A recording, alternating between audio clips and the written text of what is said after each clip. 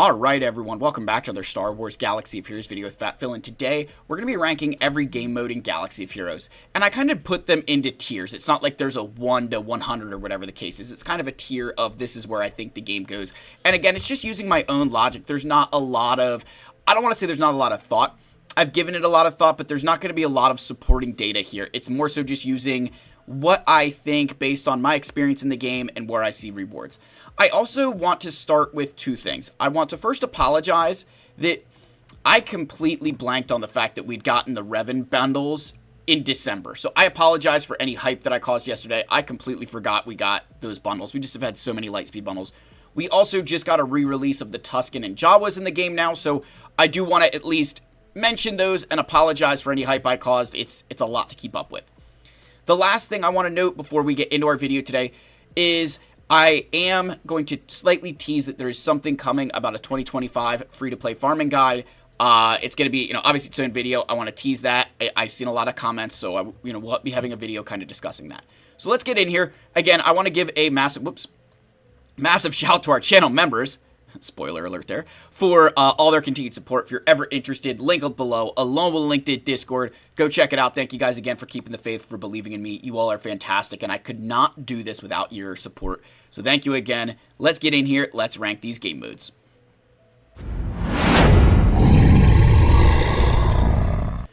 Alright, so we are going to be using a Google Sheet. I will link that in the video description as well. So here's the Google Sheet. So we have the first tier here, again, the Laughable tier. The rewards are abysmal here. You've got your Omega battles and your training droids. Again, that's pretty self-explanatory. Both of those events are relics from the past that really just haven't gotten an update and are not very relevant to the game anymore. I know a lot of you are like, but I need Omegas. You don't get nearly enough Omegas for, like, when that came into the game, there was maybe like 70 characters, like there wasn't that many characters in the game. So it's crazy that that is still like a single Omega a couple times a month. Like it's bad. And then the Endor escalation, specifically the Leia Organa tier, I'm calling that out. It's abysmal. It's ridiculous. It's embarrassing that that event is as bad as it is. Like a single Omicron once a month is awful. It's, I call it out here because obviously Smuggler's Run 2 will be later in the list. This is, you can use Smuggler's Run 2 to justify Jabba. If you try to justify Leia with Endor escalation, I will laugh at you, and you are wrong. I know this is opinions, but you are wrong. So there's the Laughable tier. All right, next we've got Squad Arena kind of sitting here on its own. Listen, in the grand scheme of things, it's not the most important, but the rewards are pretty solid, right? There is a reason that those rewards are good, especially for some of you in the earlier throes of the game. Are they like as important as anything else? Absolutely not. But you can get credits and prestige, character shards, and then some gear to turn into relic levels. So it's one of those things where, yes, if I'm going to skip something, I skip Squad Arena, right? Like if I'm going to, if it comes down to climbing in Squad Arena or climbing in Fleet Arena, we're going to just ignore Squad Arena. And that's 1000% where it is. But I don't want you to think that there isn't some benefit to those rewards. Like, anybody who's like, they're not worth it, I don't, maybe morons is a bit harsh, but yes, in the grand scheme of the game, it's not important. But on a regular basis, if you can get first place, there's some solid rewards. All right, next, the not frequent enough tier.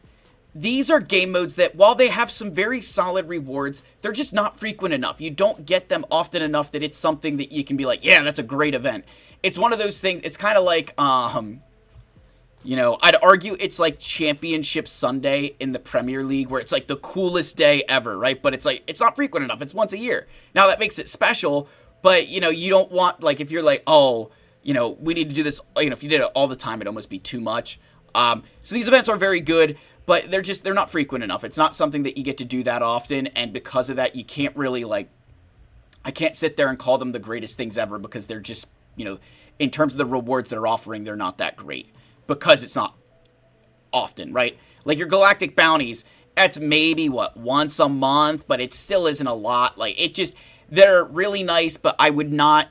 And, like, the way to think about these, right, is that if there was Galactic Bounties 1 through 8, they'd be in a completely different tier because they're kind of structured that way. But because there's only 2 of them, again, not often enough, right?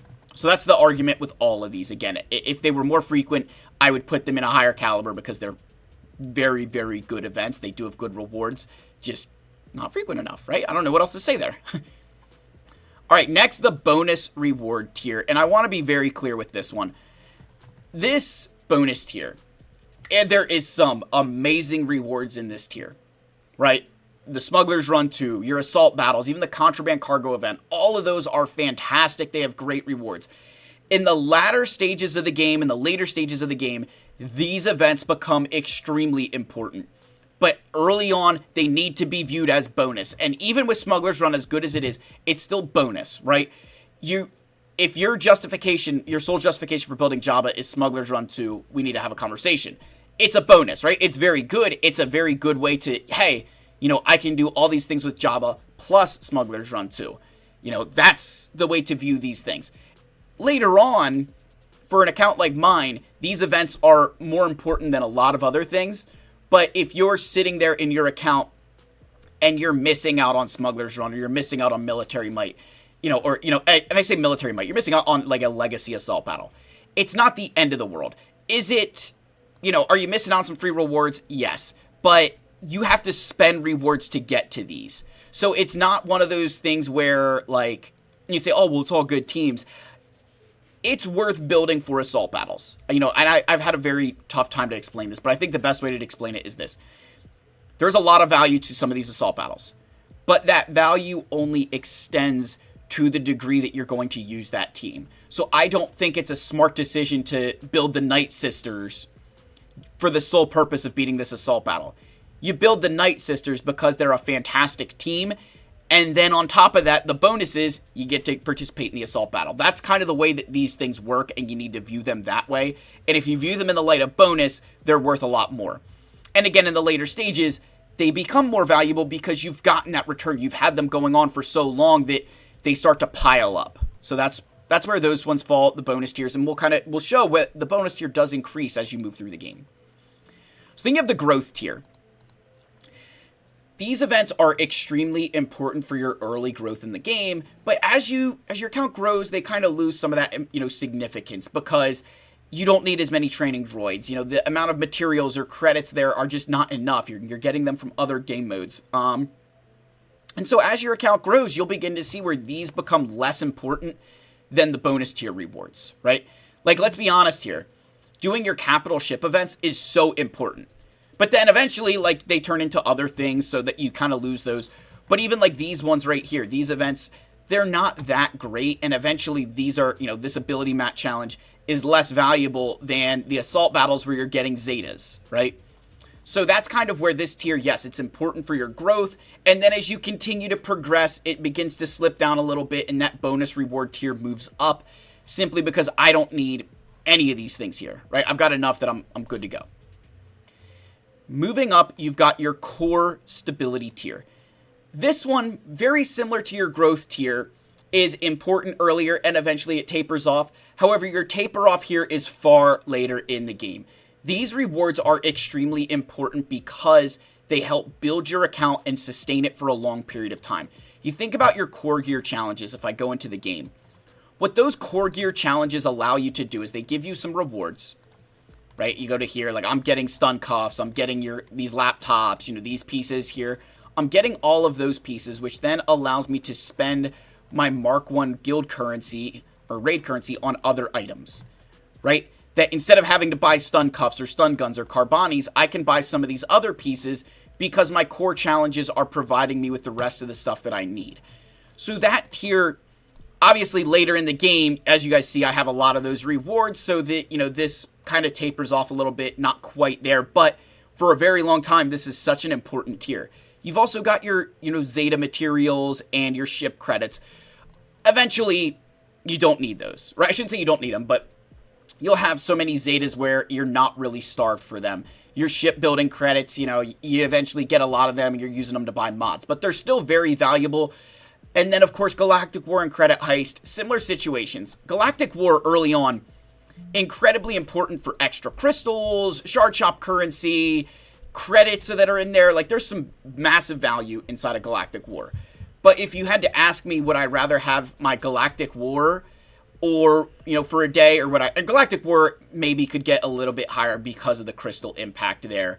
But I'd honestly think if I had to look at my account and ask the question, would I give up some of my assault battles or give up Galactic War? I'd probably give up the Galactic War because I can get signal data out of those assault battles.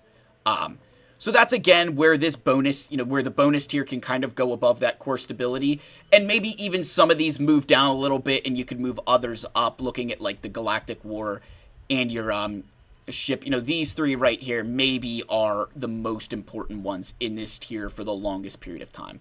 But again, I think your bonus tiers do kind of creep in here and say, yeah, you know what, we're more important than that. Next is your mid-game growth tier, and this is Proving Grounds. Proving Grounds is the only thing that kind of fits this category of mid-game growth, because eventually you don't need Proving Grounds anymore. And Proving Grounds is completely pointless to, anybody who has a 7-star Conquest unit. If we flip back over to the game here, as someone who has every Conquest unit at 7-star, there's nothing for me to do in Proving Grounds. You can't even earn Shard Shop currency here. So it's very important in the mid-game, but then eventually it tapers off because you're not getting any added benefit out of it. There's nothing else to do there. I think Proving Grounds, again, for a very long time is tantamount to none, right? This is everything. As you move through, you get, higher in the game. This starts to, again, you don't even use it anymore. You don't need it. And so it becomes a nothing thing, right? This is, again, completely loses value. This goes all the way down here to below the Laughable tier because it's just not something that once you have 7-star, you don't get to play anymore. So yes, for a time, this is so important. It's beyond, it's way more important than these things. And then eventually it loses all of its value. My Holo Table ranking. So this is a new addition for the 2025 version of this. So I was looking at the Holo Tables and I was like, I should probably rank these based on importance. And this probably updates the way we spend energy, right? So the most important is the Cantina battles. And I'm going to say this with this hat on. I am looking at these things from a long-term perspective. If you are going to play this game from the start to the finish, where are you going to be focusing the most? Where should you be spending your energy? It's these ones. Obviously, it changes as your account is growing. There's certain things that switch up. But overall, Cantina is the most important, particularly if you are a free-to-play. And the reason for that is because it's the only place we can farm signal data. Yes, there's character shards in light side, dark side, fleet battles. I get that. But even when you have every single character shard, signal data still sits here. Right? There's nowhere else that we can obtain signal data. It is the most important resource. I'd argue it's one of the most important, if not the most important resource in the game. And it's, I think, exclusively because it sits in the Cantina. There's not a lot of great ways to get signal data other than Cantina. And a lot of other things can be obtained with other resources. Character shards, again, very much in there. And that, again, kind of, we'll walk through that. But I think overall, even if you have every character shard, you're still going to be farming Cantina all the time. And then you go back to the screen capture, and I've got light side and then dark side battles. And I would agree, I think light side is more important than the dark side. I still think they're the two most important kinds of, I'd argue dark side still is a very important kind of energy. Because there are a lot of things you're going to need out of there. And if you need extra characters, whatever, I think those two are still kind of the, tantamount. Yes, I need to be using all of my regular energy here. So I kind of lump them into one because, there's times where you're doing both. And I'd argue that light side a bit more important. And the reason for that is light side 7B, which is the Shock Prod Kyrotech node, the most important regular energy node in the game. And there's a lot of creators, including, shout out Darth Lacoder, who a long time ago we were on the Ukes Maru's SWGOH trivia. So I was on with Darth Lacoder, and this is one of his 3 most important nodes in the game, right? So he included this one.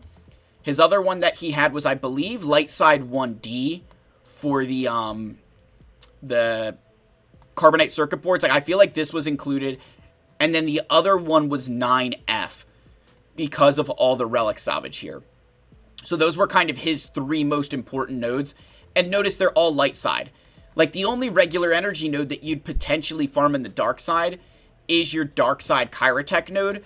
But this is not nearly, early on in the game, you'll probably farm this a good bit until you can build up your, guild event currency 2, where you can start purchasing this with your currencies and focus your regular energy solely on getting Chirotex from 7B.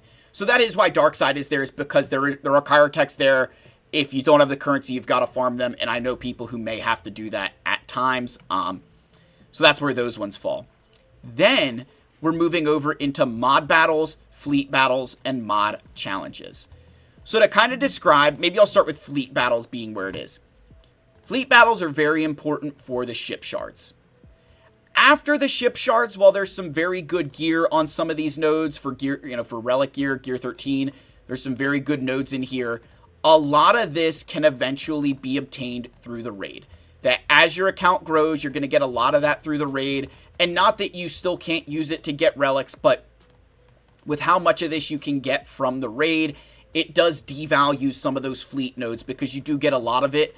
And, I don't know that it's always as worth it to do all of your fleet refreshes if you're in a pinch. I've been finding myself more and more not doing that simply because I don't have a burning need for it, especially when you're working on just trying to, get relic characters and materials. Not that you can't salvage it, but, some of those crystals can go to better uses. So then we said mod battles over mod challenges. The thing with mod battles is the slicing materials. This is your progress right here. Mod slicing materials are everything in this game. This is where so much of your progress from mods comes from. Because the thing that a lot of us you've got to remember, and I'm going to show an example here. This mod on Commander Tano, it's got 5 speed rolls, 25 speed, super fast. You love it, right? You're like, yeah, that's a great mod. That's a really, really good mod. But then you come to this one on Leia. Now it's 1 speed faster, but it's also got protection, flat defense, whatever, but it's got protection and health on it as well. Come over here to, say, Rey. I've got speed, health percent, tenacity, whatever, but I've got, speed and health. Those mods, yes, 25 speed is super nice, but having all those extra stats on mods is even more important, right? Getting those, gold mods can sometimes be really nice because of all the stats that you can build, and the only way we can do that is with mod slicing materials and mod battles. It's the best way to obtain them. There's other things we can do, but mod battles are kind of that way. The thing with mod challenges is that, number one, there's no slicing materials. But number two, eventually you reach a point where trying to get a quality mod out of mod battles, and by quality for your account, you've got to have that perspective that for me, to pull a really good mod out of mod battles or mod challenges is almost impossible. Right? I'd rather just save my credits and try to find them in the store rather than trying to find one in, by farming it, right? Just the way that, again, I can justify that. So that's why the holo tables are there, and I think that serves you for the long term, right? Fleet battles, obviously very important to get shards from, but once you get those shards, I'd argue mod battles become more important as you get into slicing, right? And I think people would probably agree with that. And if not, come at me in the comments. I love to hear it. And I know Agnards loves to read my comment section and make fun of me. I get screenshots a couple times a week. So keep that up, guys. He loves it. Next, we have the late/endgame growth tier. So this is a new tier that was added, and we kind of threw a couple of things in here. The Duel of the Fates and Peridia Patrol Assault battles are in this list. We have the Galactic Challenges, which is inspired by the change to the episode pass. We'll kind of cover that. Your Ultimate Journey Guide event, right? The Galactic Legend bonuses. And then finally, the new Marquee system has made its way here. All of these have extremely good impacts in the game, but particularly in that late and end game, these are really where you're facilitating a lot of your growth and focusing. So let's start with Duel of the Fates and Peridia Patrol. The Relic 9 tiers, where you can earn back your Relic 9 materials, are so important. And Duel of the Fates, in my opinion, I do feel is a little bit more lucrative here. It's a shorter ROI on those long-term resources, but the bigger thing for me is there's signal data on those earlier tiers. The Peridia Patrol, there's Chirotex, which is fine, but I'd rather get signal data.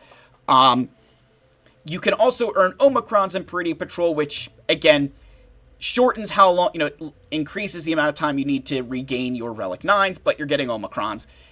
They're still both very good, very valuable events, and I think that they are clearly superior to your Legacy Assault battles. Then you have your galactic challenges, and this used to be down in your, like, core stability. But with the change to the episode pass structure, episode track structure, particularly the episode shipments, where now you can take the currency that you would earn from those galactic challenges and pick and choose your resources, this became way more important. Because before, I would get shards and some of this gear down here that I don't need, and I wouldn't be able to get attenuators or relic materials, and you wouldn't get nearly as many Omicrons. Like, having this currency where it is gives players a lot more freedom to pick and choose what they need. And in the end game, where galactic challenges were kind of one of those things that, yeah, I did it, but half the time it's like I was just doing it for the mod slicing materials and the Omicrons. Now you're telling me that I can earn a lot more of the rewards that I need, whether it's Omicrons, that, you know, whatever it is, your value out of that is way better in the end game with that. I don't need all those other things and I can focus on the stuff that I'm going to need to purchase. And especially if you're not buying the episode pass, like buying the episode pass, I can get a lot more currency and I get to, you know, buy a lot more stuff. But even if you're not doing that, being able to focus in on those Omicrons, on the mod slicing materials, that's the important stuff. And that allows you having that freedom that, oh, you're not getting these character shards anymore. You can turn that in for attenuators or something. That's where I think that improvement increase is coming from, at least in my, you know, where I see it, right? And then going, you know, continuing on there, the Ultimate Journey and the Marquee. Ultimate Journey scales with the number of galactic legends you have. So the more GLs you have, the more currency you earn there. So it's one of those things that, like, at the end of the game, this is so important to get extra Omicrons. Early on, you're just going to be like, well, you can get an Omicron, like, every couple of months. You know, it is what it is. So that, yeah, it's something that as your account grows, that becomes much more valuable, much more important. And then the Marquee system, very similarly, when you get to that point where you're trying to keep up with the Marquees, this change is huge because it's actually making you, I won't say making you, it's giving you a purpose to some of these packs that before these were only the whale packs that Arnold would open up. And now they're actually something that if you want to be, you know, kind of getting ahead in the game, buying those packs to earn those extra shards, and then those turn into additional shards from the, you know, tier 3 here, where there's Kyrotex, there's additional rewards. This change has been huge, particularly for those of us who kind of had those bonus crystals, and now we can get an edge on, you know, getting ahead on farming Batcher, which it's like, I want to say it's like 40 extra shards getting to tier 3, like 35 every single day, plus an extra 5 at the beginning. Like, it's a really, really huge increase to how much time it takes you to farm that character, especially when you're in the shoes that I am, where as soon as those go farmable, you're building them. I think that Marquee change has been great. It's one of the, that's, to me, that's been a highlight. So, you know, very much like that change. Huge, huge, huge for the game.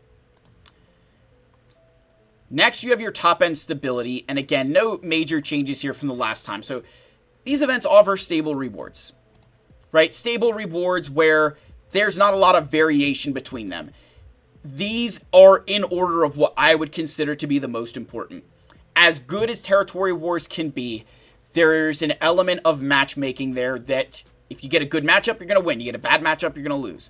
Territory Battles is completely on your guild. It's very stable. Like, your guild is going to normally get the same amount of stars, you know, increase, normally not decrease as long as you guys are, you know, following through. Similarly with the raid, the difference with the raid is there is a personal element here that you can earn personal rewards, which does up that. And then, of course, Conquest, so important for this game. Conquest is arguably the most important PvE game mode because for the sole purpose that those characters cannot be earned through any other means until Proving Grounds, right? So you compare that to the raid where you can go and buy packs and use this and, you know, get that gear through other means. If you want to go get Darkside Ray, if you missed out on Darkside Ray, just to show you, you know, in the game, we've got BDSM, Dominatrix Ray, whatever you want to call her. There's no locations. No locations found. If I want to buy anything out of the raid, let's say I want to get Gerda keypads here, right? If I go to Ray and I'm like, hey, I'm going to increase you to Relic 9, I can use crystals. Not say, scavenger or whatever. I can go and there's a lot of other ways that I can get these.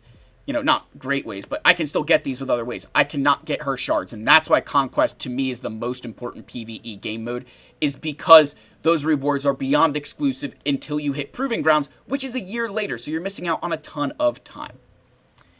Finally, guys, the most important, Fleet Arena, then Grand Arena. These will flip-flop eventually. Fleet Arena is the most important game mode until you reach Kyber 5 with a win-loss ratio of 5 wins and 4 losses every single season. Crystals are the most important income in this game. They are universal. Anything you need, you can use crystals to get it, right? The biggest example I will use here is that without crystals, you can't do your refreshes here, which means that it's going to delay you getting here and delay you getting to everything else. Crystals are your driving force, your lifeblood of this game. You have to have them. So that's why Fleet Arena and Grand Arena are those two game modes. I also bring this up a lot, that one of the common misconceptions in the game is everybody is like, gotta get good in Grand Arena, gotta get good in Grand Arena, gotta get good in Grand Arena. Until you get to Kyber 5 with that 5 and 4 win-loss ratio, Fleet Arena is a much more, getting first place in Fleet Arena every day is way more valuable than doing well in Grand Arena until you're in Kyber 5 and winning 5 of 4 matches. Until you're doing that, focus Fleet Arena. Fleet Arena is that important, guys. I cannot stress that enough. You really need to hammer down Fleet Arena. That is everything. That is where I have focused. A lot of the success from my account is driven from the fact that I've done as much as I have in Fleet Arena. So that's the video, folks. That was a long one, but I think it's important that you do that. Look at those every once in a while and kind of understand the reasoning behind it. I'd love to hear your thoughts. Is there any that I should move down, up?